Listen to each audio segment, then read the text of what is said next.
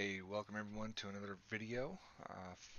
This one is going to be referencing and coming back to kind of a part two almost.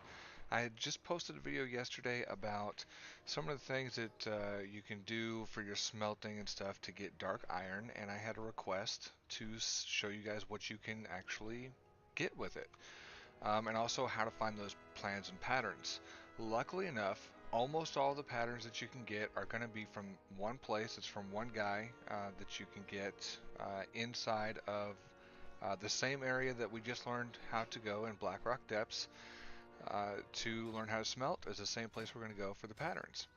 So again, just kind of taking a look here at the some of the bosses and stuff. If you guys are into the transmogs, because this is kind of what it's turning into, is kind of a transmog guide for crafting.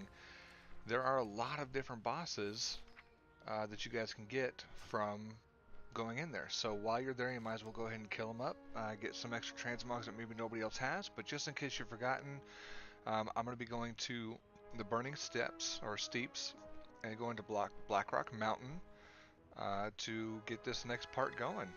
So let's go ahead and we'll see you there in a bit. Alright, and we are back here. Quick little teleport move there, pretty cool.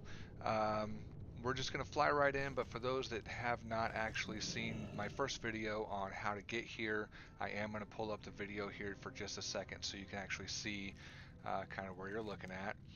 And again, Blackrock Depths is going to be the entrance over here. But I heard rumor there's a couple of rares that you can find in here too, so I'm also going to be taking a look to see if I can find them. I do find one. He's got some fist item or whatever. It's worth anywhere between 35 and 120 gold. So hey, a little bit extra gold for me because I actually already had the pattern. But this guy actually spawns relatively quickly. Actually, during the process of making this video, I found him probably 4 times. And each time he dropped it, so I'm assuming it's a 100% chance to drop. So pretty cool. I'll show you the little picture there, just a quick little Wolverine look almost. And then I figured why not just kill a few other enemies on the way.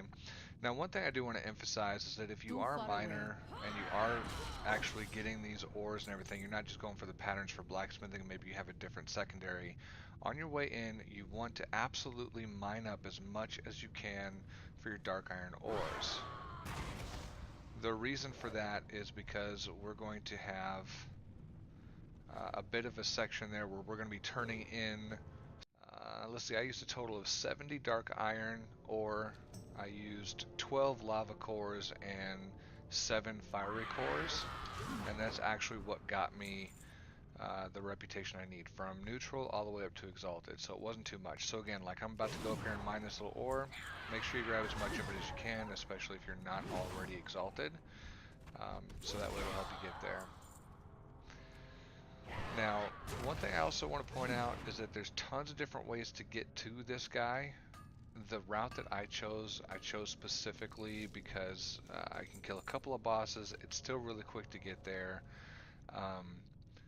But in the process, I'm also able to get some other schematics. Like there's an engineering schematic, which I think it was actually soulbound. But if you are an engineer, you can get that, and it's going to work out pretty good for you.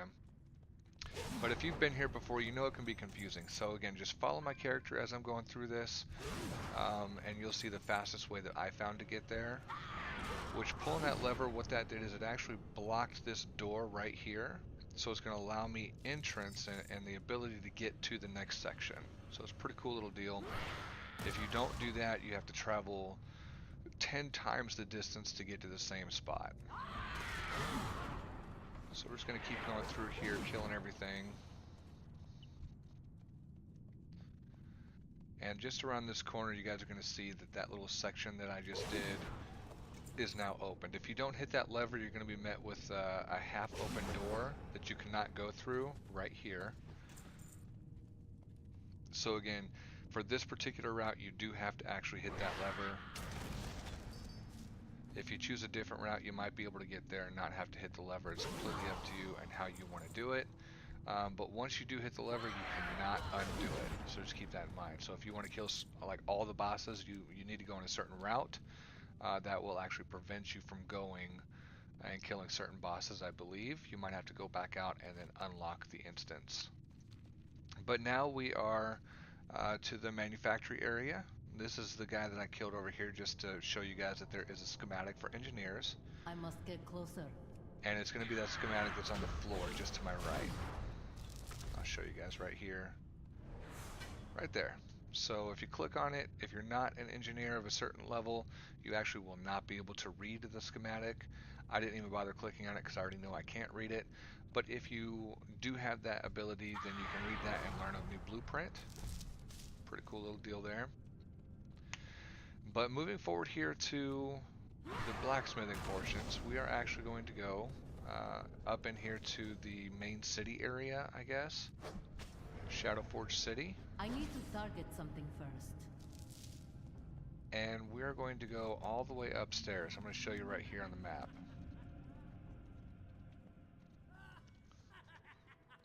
And this is also a guy that you're going to actually want to kill.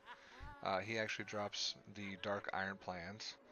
If you talk to him, it'll start a fight. You kill him in one shot, and then you'll take the plans for that. So that's the helmet, I believe.